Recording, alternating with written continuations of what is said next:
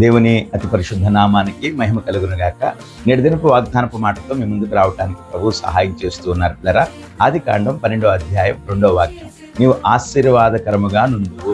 దేవుని బిడ్డరా, గమనించండి, దేవాది దేవుడు ఆయన పిల్లలమైనటువంటి మన పట్ల ఆయన చూపేటువంటి ప్రేమ ఆప్యాయత ఎంత గొప్పదో చూడండి పిల్లరా.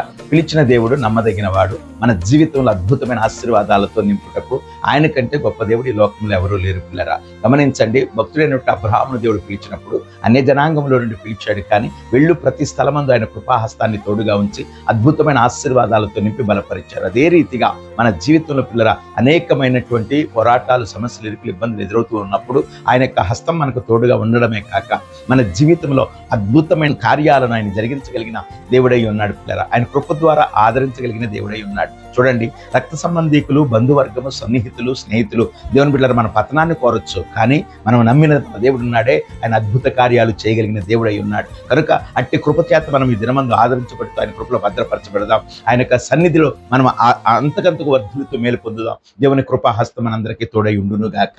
ఆమేన్.